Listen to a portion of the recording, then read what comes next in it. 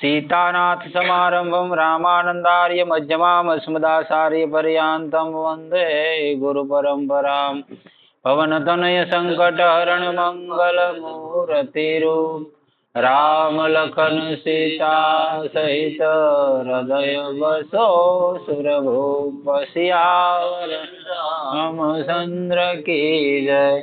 हरि ओम तत्सत् परमात्मने नमः। प्रकरण आवे से अवतार नो सिद्धांत। अवतार नो अर्थ से अव्यक्त रूप मांथी व्यक्त रूप में प्रादुर्भाव थवो। आ अत्यंत अलौकिक अने रहस्यमय बात छे।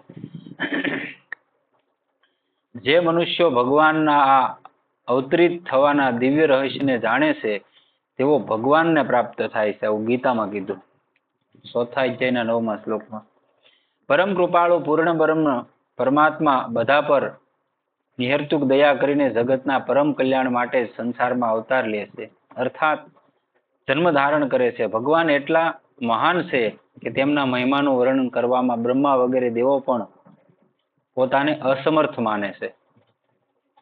तो ब्रह्मादि देवोए भगवानना अवतारनुं जे अवतार धारण करे एना रहस्यने एना मर्મને जाणवा माटे એ શું કામ આવે છે ને હું અર્થથી અહીંયા અવતરિત થાય છે એ જો એનું વર્ણન ન કરી શકતા તો હું તમે હું એનું અવતરણનું વર્ણન કરી શકીએ? આપણું કોઈ ગજુ ન કહેવાય મતલબમાં, પછી આપણે વાતો ફેંકી અલગ વાત છે।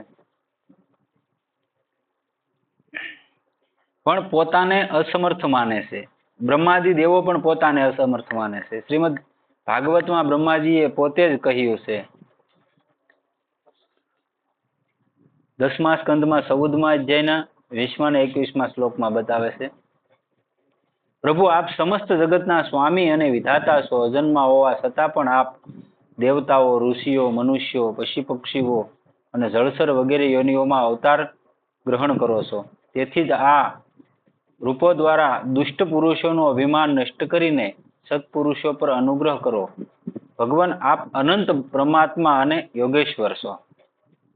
બ્રહ્માજીએ કીધું જે સમયે આપ પોતાની યોગ માયાનો વિસ્તાર કરીને લીલા કરવા લાગો છો ત્યારે ત્રિલોકમાં એવું કોણ છે કે જે જાણી શકે કે આપની લીલા ક્યાં, શા માટે અને ક્યારે અને કેટલી હોય છે?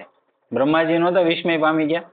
ગોકુળમાં કૃષ્ણ ભગવાન જ્યારે બાળ લીલા કરતા હતા ત્યારે ગોવાળોને હારે રમતા હતા અને બરોબર ઓલા ધેનુકાસુરને મારી નાખ્યો, પછી એકબીજા ખુશીમાં ઓલા ખાતા હોય કૃષ્ણ ભગવાનના મોઢામાં આપે, કૃષ્ણ ભગવાન ખાતા હોય ઓલાના મોઢામાં આપે, એકબીજાનું હેઠું। એટલે બ્રહ્માજી જોતા હોય એ વાળી જાય કે આ ભગવાન છે, કે આ બ્રહ્મનો અવતાર છે? એ પોતે શંકા કરી જાય છે। એટલે તો એ ગોવાળોને વાસડાને બધાને લઈને વયા જાય છે ને બ્રહ્માજી। ભગવાને એવા ને એવા બીજા ઉત્પન્ન કરી નાખ્યા હતા। એટલે એની માયાને કોઈ પાર ન પામી શકે। તો હું ને તમે તો ન જ પામી શકીએ। હા, એ તો પરમાત્માના ભાવને કે એની લીલાને કોણ જાણી શકે? એ તો એક અલગ જ વસ્તુ છે ને, ભાવથી। તે જ ભગવાન આપણી સાથે ક્રીડા કરવા માટે આપણા જેવા બનીને આપણા ભૂમંડળમાં ઉતરી આવે છે।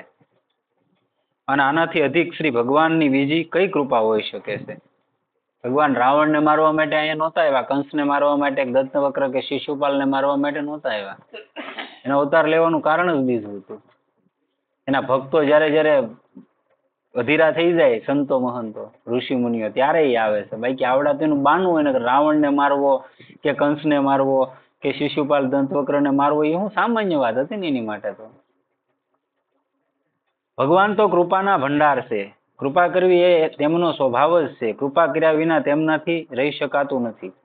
તેથી તો જ્યારે જ્યારે ભક્તો પર સંકટ આવે છે, પૃથ્વી પાપોના ભારથી દબાઈ જાય છે, સત્પુરુષોને ભૂંડી રીતે સતાવવામાં આવે છે અને અત્યાચારીઓના અત્યાચાર અસહ્ય બની જાય છે, ત્યારે ત્યારે પૃથ્વીનો ભાર ઉતારવા માટે, ભક્તોને ઉગારવા માટે, સત્પુરુષોનું રક્ષણ અને દુષ્ટોના અત્યાચારોનું દમન કરીને સંસારમાં પુનઃ ધર્મની સ્થાપના કરવા માટે તેઓ અવારનવાર આ પૃથ્વી પર અવતાર લેતા રહે છે। કીધું એ ઓલાને મારવા માટે સાવ ન આવે એમ। ભગવાન સ્વયં ગીતાજીમાં કહે છે, પરિત્રાણાય સાધુનામ વિનાશાય ચ દુષ્કૃતામ ધર્મ સંસ્થાપનાર્થાય સંભવામી યુગે યુગે. ચોથા અધ્યાયના 8મો શ્લોક છે. હું અજન્મા અવિનાશી સ્વરૂપ હોવા છતાં પણ તેમજ બધાય પ્રાણીઓનો ઈશ્વર હોવા છતાંય પોતાની પ્રકૃતિને આધીન કરીને પોતાની યોગ માયાથી પ્રગટ થાઉં છું. અને એ આ પ્રકૃતિમાં જન્મ લે, મનુષ્ય યોનિમાં જન્મ લે તો એ પ્રકૃતિના બંધારણમાં જીવે છે, પ્રકૃતિની બહાર નથી જીવતા, પરમાત્મા છે છતાંય. અને આપણે પ્રકૃતિમાં જીવીને પ્રકૃતિને આપણે ચેલેન્જ કરતા હોઈએ. ભગવાનની માયા છે, એની બહાર ક્યારે તમે જઈ શકો?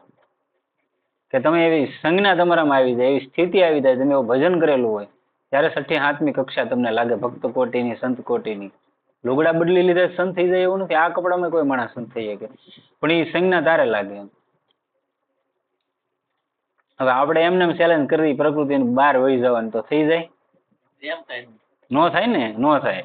સ્વાભાવિક છે. આપણે એમ કે ગુરુની કઈ જરૂર નથી, કાં તો ફલાણાની મારે કઈ જરૂર નથી, એ વસ્તુ હું ન માનું કે હું આમ ન કરું, તો એમ નથી થતું. અધ્યાત્મ વસ્તુ એવી છે, બધું તમે ગ્રેજ્યુએશન કરેલું હોય, એમ કે માસ્ટર ડિગ્રી તમારી આગળ હોય, તમે વૈજ્ઞાનિક હો, પણ અધ્યાત્મનું નોલેજ ન હોય તો તમે ઝીરો કહેવો.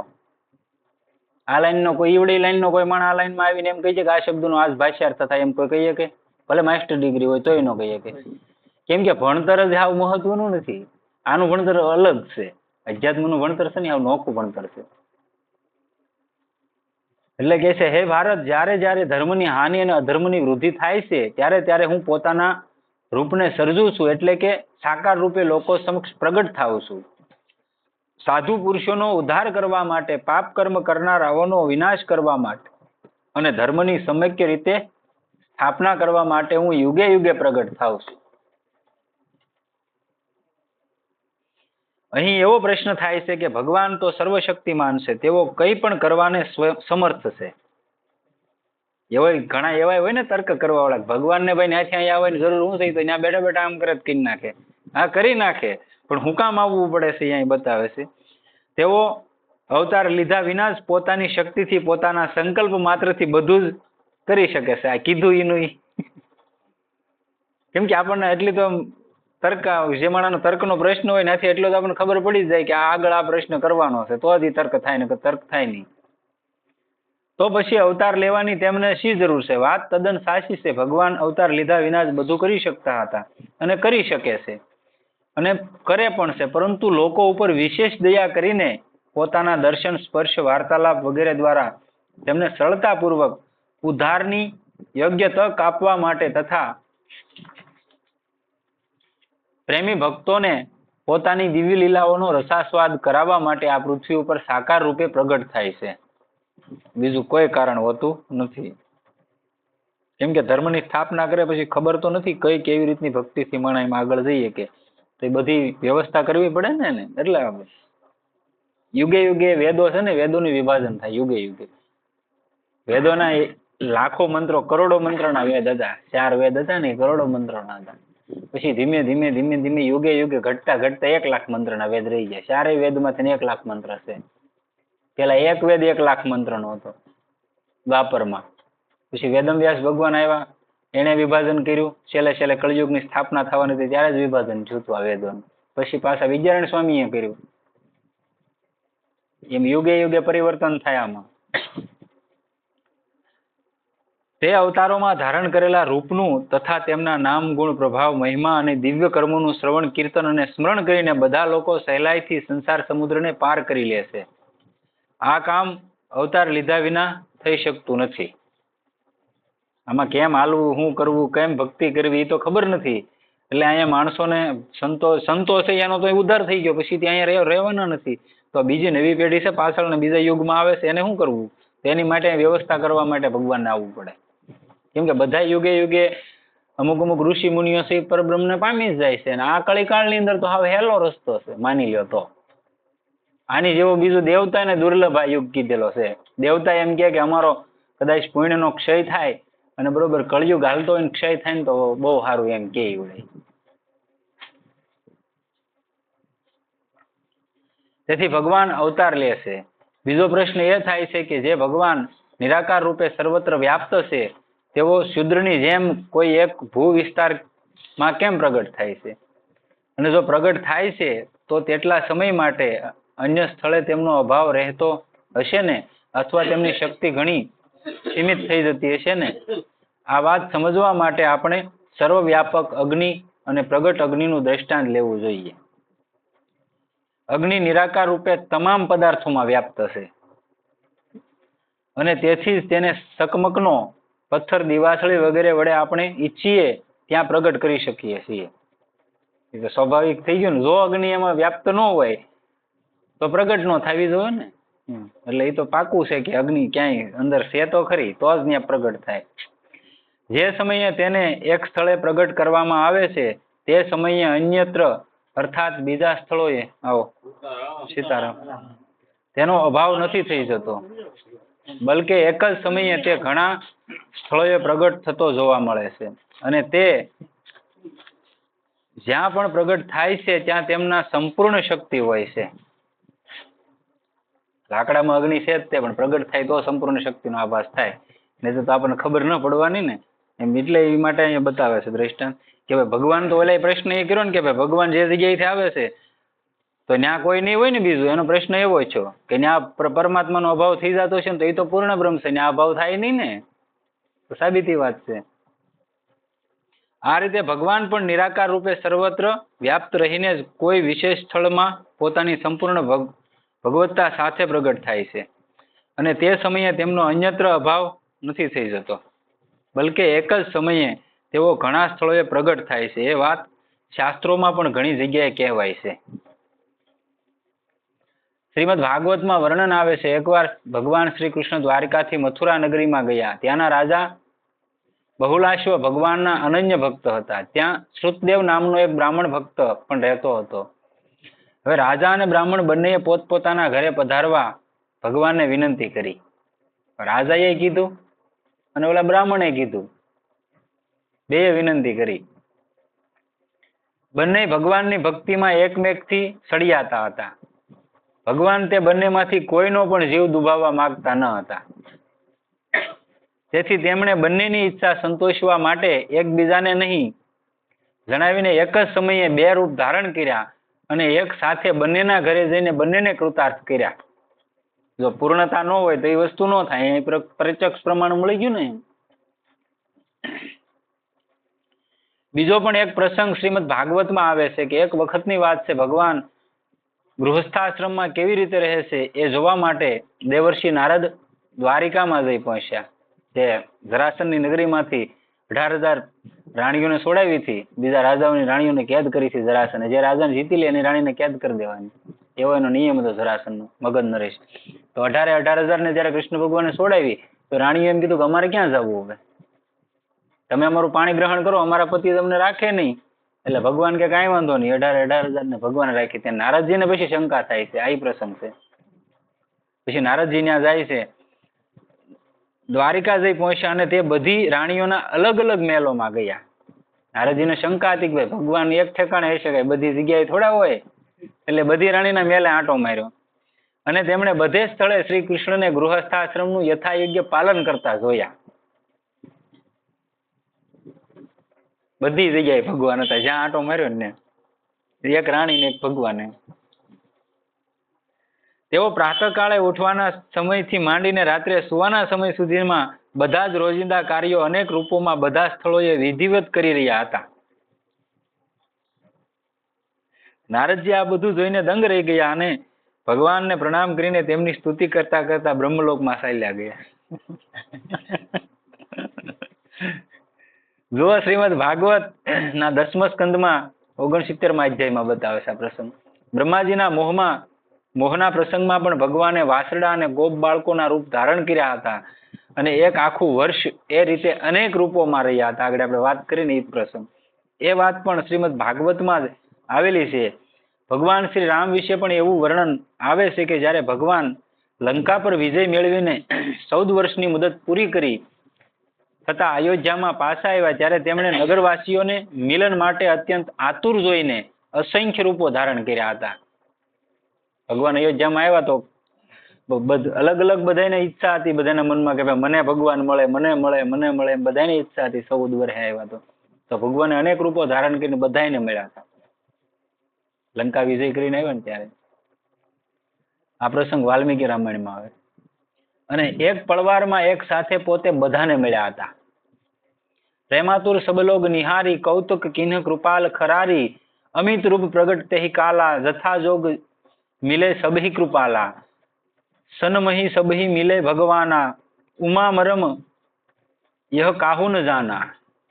મહાદેવજી કહે છે ભગવાન માટે આ કોઈ મોટી વાત નથી, ન કહેવાય. જેમણે આ આખોએ વિશ્વને પોતાના સંકલ્પના બળ ઉપર ટકાવી રાખ્યું છે અને જેવો એક હોવા છતાં લીલાપૂર્વક અનેક બનેલા છે, તેઓ જો આ રીતે એક જ સમયે એકથી વધુ રૂપ ધારણ કરે તો તેમાં કશી આશ્ચર્યની વાત નથી.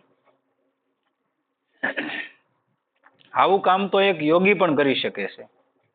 તો પછી ભગવાન તો યોગેશ્વરોના પણ ઈશ્વર છે અને માયાના અધિપતિ છે. તેમના માટે આમ કરવું એ ક્યાં મુશ્કેલ કામ છે. ઘણા બધા એવા ચરિત્રો મહાપુરુષોને આવે છે કે આ દેહથી તે બીજા દેશમાં બીજા શરીરમાં પ્રવેશ કરીએ કે તો અલગ અલગ શરીર બનાવી લઈએ કે એવું બધું કરીએ કે વૃંદાવનમાં એવા ઘણા મહાપુરુષો થઈ ગયા કે મનની ગતિથી ત્યાં જઈને વહી આવે.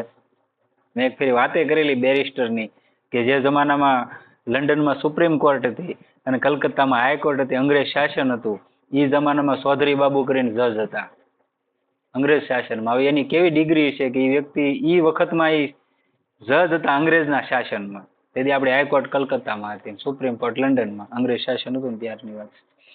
તો એ એના મતલબ ગરમીનો સમય એટલે આગાશીમાં હુતા હતા રાત્રે, એટલે કાઠિયા બાબા વિસરણ કરતા હતા રાતે આકાશ માર્ગે. આ પ્રસંગ મેં કીધેલો છે આગળ ઘણી વાર. તો એ વિસરણ કરતા કરતા ને ભાળી જાય, ન્યા ઉતરે છે ને ઉતરીને કે સોતા ક્યું હે ઉઠ ઉઠ ભજન કરી કે બેરિસ્ટર ને જજ હોય ને એને કે ચૌધરી બાબુ નામ હોય, એ ઉભા થઈને જોવે પછી વિચાર કરે કે હારું આવું કોણ હતું કે મને અહીંયા ઠેઠ કહેવાય એવું. ની પછી ગોતતા ગોતતા વૃંદાવન પહોંચે છે અને પછી આ મહાપુરુષ એને મળે છે. કથા બહુ લાંબી છે પણ મતલબ કરીએ કે સંતોનો આ એનામાં હોય તેજસ્વીતા, ભજનનું એટલું બળ હોય કે એ ગમે વસ્તુ કરીએ કે સંતો કરી શકતા હોય તો ભગવાન તો કરી છે કે જેના આધારે ઓલા કરે છે. પછી બીજું કે જયારે અંગ્રેજી શાસન પૂરું થયું એ સમયમાં વિદેશના અમુક જે આ વૈજ્ઞાનિકો આવે ને એવડા મીડિયા વાળા ની બધા અહીંયા આવ્યા હતા અને આ બક્સર વાળા મામાજી કહેવાય કે નહીં, એના ગુરુ ખાખી બાબા ને તે એ જમાનામાં આવડા બધા અહીંયા ખોજ કરવા આવ્યા હતા વિદેશી માણસો. એની ખોજ કરતા કરતા એને એવું લખ્યું એની પુસ્તકમાં, પુસ્તક લખતા હતા એવડા કે ભાઈ ભારતમાં જે યોગ સાધના બધી અલગ અલગ સાધનાઓ ઉપર ગ્રંથો જોવા મળે છે એ માયલું અત્યારે ભારતમાં કાંઈ છે નહીં. આ બધું પુસ્તકોમાં રહી ગયું, બાકી અહીંયા કોઈ હકીકત છે નહીં, એવા કોઈ સાધુ કોઈ છે નહીં. એટલે આંટા મારતા મારતા પછી એને કોઈ કીધું કે ભાઈ તમે બક્સર વૈયા જાઓ. બક્સર બિહારમાં આવ્યું અને ગંગાજીના કિનારે છે સિટી બક્સર છે ને. આપણે કેમ શેત્રુજી તો આઘી પડે, ઓલું તો હાવ નજીક છે. એટલે ત્યાં આવે છે ને પછી ઓલા આવે ને એટલે ઓલા કઈ આ જે ખાખી બાપુ હોય ને કે તમે જે લખીને આવ્યા ને એ ખોટું છે, એવું કઈ હોય નહીં કે, અને તમારે જોવું હોય પ્રમાણ શું જોવે કે માગી લ્યો. કે અમે એવું સાંભળ્યું કે સંતો હોય ને જે એવા સિદ્ધ યોગી હોય એ પાણીમાં હાલ્યા જાય, એનો ફોટો હોય છે ગૂગલમાં સર્ચ મારવો હોય મારી લેવાની છૂટી, એ ખાખી બાબાનો ફોટો છે ગંગાજીમાં હાલ્યા જતા હોય ઉપર એનો. પછી આવડા તો બધા તર્કવાદી તો બહુ તૈયાર હોય, એને એમ કીધું કે કદાચ હાલો તમારો પાણી માથે તો આ પંચ તત્વ માથે તમારો ઓલું હોય વિજય હોય તમારો, સંતો જેને એને પંચ તત્વની સાધના કરેલી હોય ને એટલે એની માથે એનું જોર હોય. પણ એ કે તમે આની હોપટ રસ્તો કરો તો માનું. વૈજ્ઞાનિક કે ગંગાજીની હોપટ ઓલા હાલીને તો ઓલા કાંઠે વિયાઈ ગયા હતા ગંગાજીના પાણી માથે. પછી ઓલા ન્યા ઉભા બાબા ગંગાજી કીધું ચાલે ગંગે કે રાસ્તા દે, એટલે ગંગાજી હાલી જતી એના બે ભાગ અને વશમાંથી હોહરવા વી આવ્યા હતા. આવા મહાપુરુષો ભારતમાં હતા, એના શિષ્ય બક્સર વાળા મામાજી કહેવાય. એટલે નથી એવું ન માનવું, આજના સમયમાં એવા મહાપુરુષો છે ભારતમાં. એટલે કે છે આમ કરવું એ ક્યાં ભગવાનને મુશ્કેલ છે. હવે પ્રશ્ન એ થાય છે કે શું ભગવાનનો અવતાર આપણા મનુષ્યો પ્રાણીઓની જેમ પોતાના કર્મોથી પ્રેરિત હોય છે? શું તેમનું શરીર આપણા બધાની જેમ જ પંચભૂતોથી બનેલું માઇક હોય છે? આનો ઉત્તર એ છે કે ભગવાનના અવતારની બાબતમાં આમાંની એક પણ વાત હોતી નથી. ભગવાનનો અવતાર નથી તો કર્મોથી પ્રેરિત હોતો કે નથી તો તેમનું શરીર પંચભૂતોનું બનેલું હતું કે માયકું હતું. તેમનો જન્મ અને તેમના કર્મ બંને દિવ્ય અલૌકિક હોય છે અને તેમનો અવતાર કર્મોથી પ્રેરિત એટલા માટે નથી હોતો કે તેઓ કાળ અને કર્મથી સર્વથા પર છે. જ્યારે ધારે જેટલું ઈચ્છા હોય એટલું રહે ને બાકી વયું જવાનું, એને કઈ લેના દેના આની હારે છે નહીં. કર્મોની સ્થિતિ તો માયામાં છે અને ભગવાન તો માયાથી સર્વથા પર છે. તેથી કર્મો તો તેમને સ્પર્શી પણ શકતા નથી. જેનું શરીર કર્મથી બંધારણ જેનું શરીરનું હોય એને કર્મ નડે, એને કઈ નડવા નથી, સર્વેશ્વર છે. ભગવાને સ્વયં ગીતામાં કહ્યું છે, નમા કર્માણી લિપંતી નમે કર્મ ફલે સ્પુહા ઇતિમામ યો વિજાનાતિ કર્મ ભી ન સબજ્યતે. 14 અધ્યાયનો 14મો શ્લોક છે. કર્મોના ફળમાં મારી સ્પૃહા નથી, માટે મને કર્મો લિપ્ત નથી કરતા. આ પ્રમાણે જે મને તત્વથી જાણી લે છે તે પણ કર્મોથી નથી બંધાતો. જેને જાણી લે એ નથી બંધાતો. એ જે રહે છે આ પૃથ્વી માથે, પણ એને પૃથ્વીનું કોઈ પણ ઓલામાં ક્ષેત્રમાં જાય તેનો એ બંધાતો નથી, સહજ છૂટી જાય છે. તકલીફ બધી છે ને તમને આસક્તિ થાય એ જ તકલીફ છે, બાકી કોઈ તકલીફ નથી. તમે ગમે ત્યાં રહ્યો, હવે તમે બંધાઈ નથી જતા, પણ તમે મારું છે અને હું કરું છું આ જે આવી જાય છે એ નડતર રૂપ છે.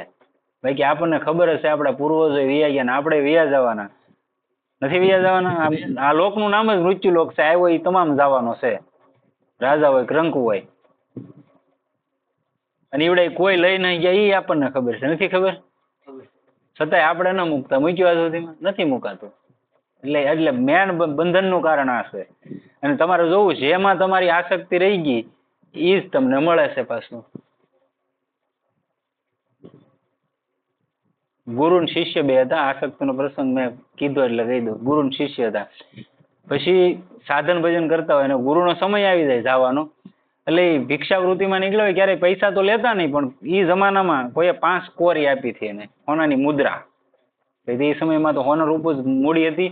સોનાની મુદ્રા આપી એટલે એને પુસ્તક હતું ને ગીતાજી, એને આરે ગીતાજી રાખતા. એ કપડામાં લપેટીને કોઈ પણ શાસ્ત્ર આપણી આગળ હોય, ગ્રંથ હોય તો એનું એક મર્યાદા હોય.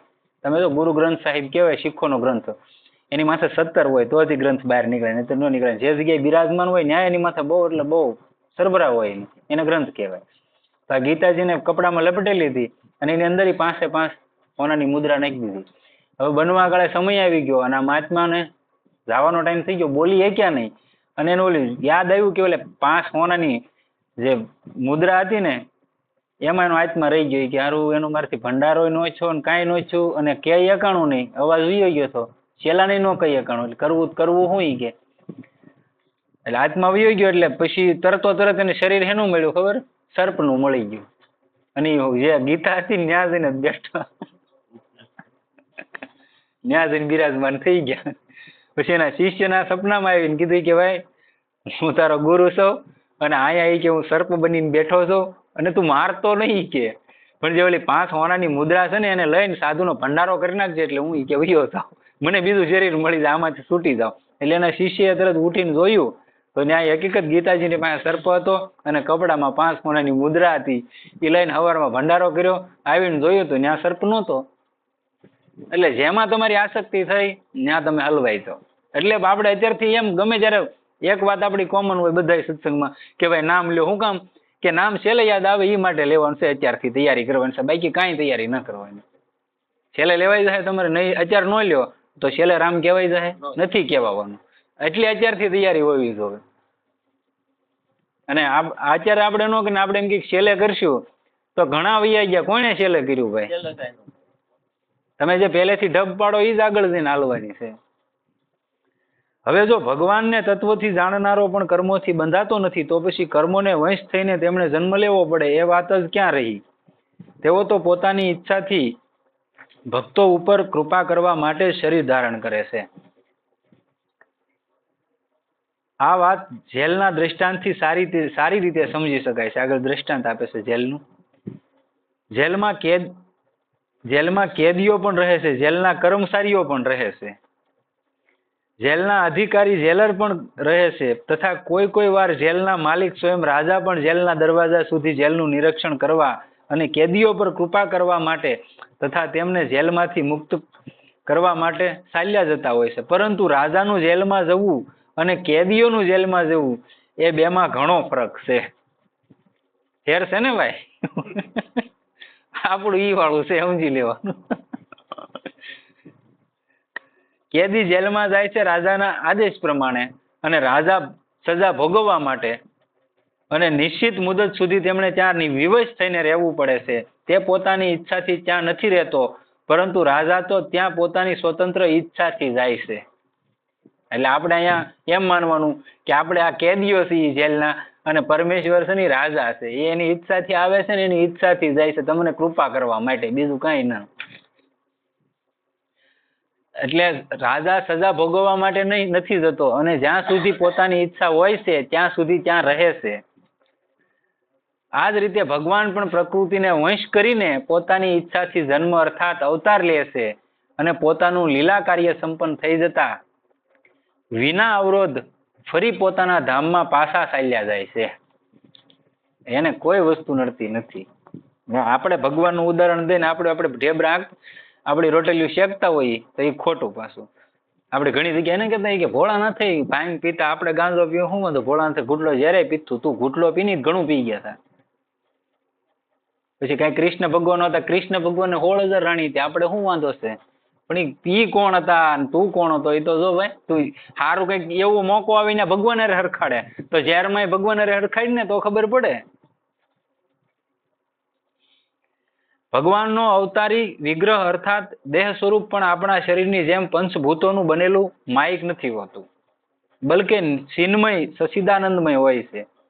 મીરાબાઈનું શરીર ચિન્મય થઈ ગયું હતું, તુકારામનું શરીર ચિન્મય થઈ ગયું હતું, એટલે સદેહ મૂર્તિમાં સમાઈ ગયા હતા. જેનું શરીર ચિન્મય બની ગયું એ આ દેહની સાથે જ વયા છે. એને પછી અહીંયા પૃથ્વી માથે દેહનો વિલય કરવા માટે રોકવું પડતું નથી. એટલે ભગવાનનું શરીર એવું હોય. તેથી તે અનામય અને દિવ્ય છે. આ બાબતમાં બીજી ધ્યાનપાત્ર વાત એ છે કે ભગવાનનો જન્મ સાધારણ મનુષ્યોના જન્મની જેમ નથી થતો. અયોધ્યા લઈ લો કે આપણે અહીંયા ત્રિવેણી ઘાટ, સોમનાથ લઈ લો, ત્યાં ક્યાંય કોઈ જગ્યાએ કીધું કે અહીંયા ભગવાનને અગ્નિ સંસ્કાર આપ્યા છે એવું ક્યાંય લખેલું? ક્યાંય 18 પુરાણો છે એમાં ક્યાંય ઘણા 24 અવતાર છે, પણ ક્યાંય એવો ઉલ્લેખ નહીં આવે કે ભાઈ ભગવાનને અગ્નિ સંસ્કાર આપ્યો છે એ માટે મંદિર બનાવ્યું, એવું નહીં આવે. કેમ કે કૃષ્ણ ભગવાનને ત્યાં ભીલે તીર માર્યું હતું તો એ જે પ્રભાસ છે, પ્રભાસ ક્ષેત્રમાં જે જગ્યાએ કૃષ્ણ ભગવાનની શરણ પાદુકા અત્યારે હાલમાં સ્થાપિત કરી, એ ન્યાય તે ભગવાન ઉભા રહ્યા હતા ત્યાંથી સ્વધામ ગયા હતા, એવું પ્રમાણ છે, બીજું નથી.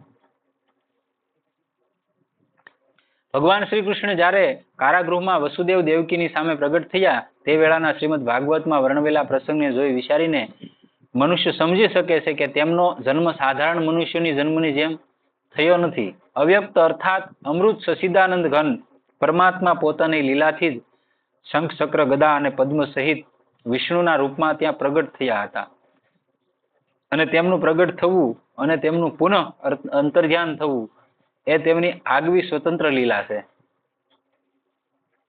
તે આપણા જન્મ અને મૃત્યુ જેવા નથી. ભગવાનની તો વાત જ ન્યારી છે. જોકે કોઈ યોગી પણ પોતાની યોગ શક્તિથી અંતર્ધ્યાન થઈ જાય છે અને ફરીથી તે જ રૂપમાં પ્રગટ થાય છે, પરંતુ તેની અંતર્ધ્યાનની અવસ્થામાં કોઈ તેને મરણ પામેલો નથી સમજતું.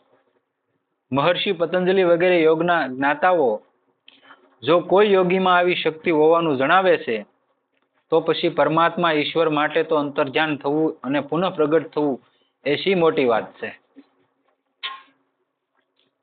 યોગીઓ જો આવું કરી શકતા હોય, આવી શકતા હોય, જઈ શકતા હોય, તો પરમાત્મા માટે આ કોઈ મોટી વાત નથી. તો યોગીના યોગીશ્વર છે ને. ભગવાન શ્રી કૃષ્ણનું અવતરણ નિસંદેહ સાધારણ લોકોની દ્રષ્ટિએ જન્મ લેવા જેવું હતું, પરંતુ વાસ્તવમાં તે જન્મ ન હતો, તે તો તેમનું પ્રગટ થવું જ હતું. ક્યારેય કોઈ પણ ભગવાન માતાના ગર્ભથી જન્મ લીધો એવું પ્રમાણ નહીં મળે તમને, ક્યારેય નહીં, 24 અવતારમાં. તેથી તો તેમણે માતા દેવકી વડે પ્રાર્થના કરાતા પોતાના ચતુર્ભુજ રૂપને અદ્રશ્ય કર્યું અને દ્વિભુજ રૂપ બાળકનું રૂપ ધારણ કરી લીધું.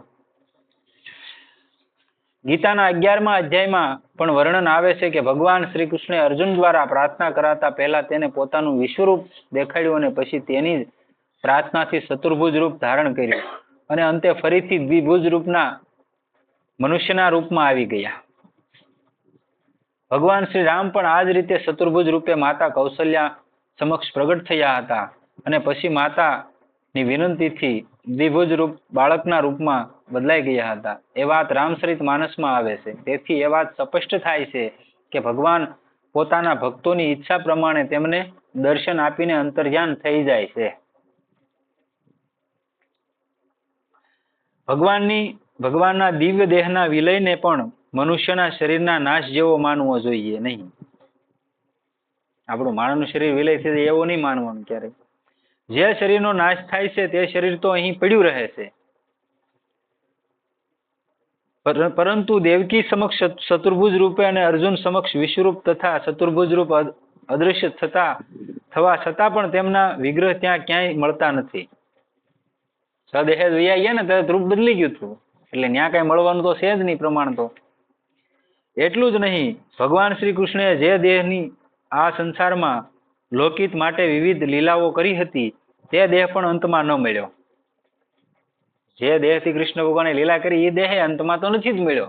આપણે ભાલકા તીર્થથી અહીંયા પ્રભાસ સુધીમાંથી ઘટના ઘટેલી છે, ત્રિવેણી સંગમમાં જ બનેલી છે એ ઘટના. છેલ્લે ત્યાંથી જ કૃષ્ણ ભગવાન સોદામ ગયા હતા, તો ન્યાય દેહનું કોઈ અવશેષ મળતું નથી. તેઓ તે લીલામય દિવ્ય દેહ સાથે જ પરમધામમાં પ્રયાણ કરી ગયા હતા. ત્યાર પછી પણ જ્યારે જ્યારે ભક્તોએ ઈચ્છ્યું ત્યારે ત્યારે પણ તે જ શ્યામ સુંદર વિગ્રહમાં પ્રગટ થઈને તેમને દર્શન આપીને કૃતાર્થ કર્યા છે. અને આજે એવા મહાપુરુષો છે વૃંદાવનમાં. હમણાં ઘણા એવા હાલમાં હશે તો આપણે કદાચ ખ્યાલ નહીં હોય, બાકી 200-300 વર્ષના અરસામાં ઘણા એવા મહાપુરુષો છે જેને પ્રમાણ મળેલા, રાધા કૃષ્ણ મળેલા, કૃષ્ણ બલરામ મળેલા, આવા બધા પ્રમાણો છે. ક્યારેય ગયા જ નથી એમ પ્રમાણ થાય ને, એથી તો ગયા જ નથી પૃથ્વીમાં. તમારી જેવી ઉત્કંઠા હોય એવા રૂપે તમને પ્રગટ થઈને દર્શન આપે છે. કોઈ રામ કે, કોઈ કૃષ્ણ કે, કોઈ શિવ કે, કોઈ હરિ કે, કોઈ નારાયણ કે, બસ તમારી જેવી ભાવના એ રૂપે આવે છે. પકડવાનું છે ખાલી, બાકી આવે છે એ પાકી વાત છે. ન આવતા હોય તો ધ્રુવ, પ્રહલાદ, ઘણા અમરીશ, ઘણા બધા પ્રમાણો છે, તો એને મળવાનું જ હોય. પણ મળે છે એ 100%ની વાત છે.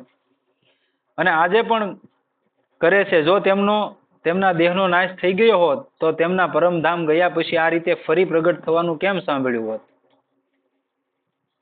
તો ફરી પ્રગટ થવાનું સાંભળ્યું નહીં તમે.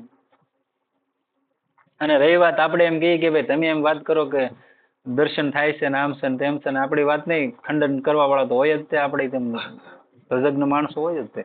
તો રહી વાત એ કે ભાઈ આ કૌરવોની સભા ભરાણી ત્યારે એમાં ભીષ્મ પિતામહને એકને જ દર્શન થયા હતા, એને ને દ્રોણાચાર્ય ને, બાકી દુર્યોધન ને ઘણા બધા હતા. કર્ણ, દ્રોણાચાર્ય અને ભીષ્મ પિતામહ ત્રણને દર્શન થયા હતા વિશ્વરૂપના. કૌરવોની સેનામાં જયારે દુર્યોધને આદેશ આપ્યો કે આને બંદી બનાવી લ્યો, જયારે કૃષ્ણ ભગવાન સમાધાન માટે આવે કે એક ગામ આપી દે, ત્યારે ચતુર્ભુજ રૂપ બતાવ્યું હતું તે ને. તો દુર્યોધને ત્યાં હતો, એને કઈ નહોતા દર્શન કર્યા, પણ જેવી જેની દ્રષ્ટિ ને જેવી જેની ભજન એ પ્રમાણે સામે ભગવાન આવે છે. બાકી 100ના ટોળામાં હોય કે 1000ના ટોળામાં હોય કે 1,00,000ના ટોળામાં હોય, તમારું ભજન બોલતું હોય તો જ તમને દેખાય, નતર નથી દેખાતા. આ પ્રમાણ છે. તેથી એ વાત સિદ્ધ થાય છે કે ભગવાનનું પરમધામમાં પ્રયાણ એ અંતર્ધ્યાન થવું છે અને નહીં કે મનુષ્ય શરીરની જેમ નાશ થવો. શ્રીમદ ભાગવતમાં લખ્યું છે, લોકાભિરામામ સ્વતનું ધારણામ ધ્યાન મંગલમ યોગ ધારણયામ યાધ્વા ધામા વિશત સ્વકમઃ. ભગવાનનો મંગળ વિગ્રહ ઉપાસકો 11મા સ્કંદનો 31મા અધ્યાયનો 6થો શ્લોક છે.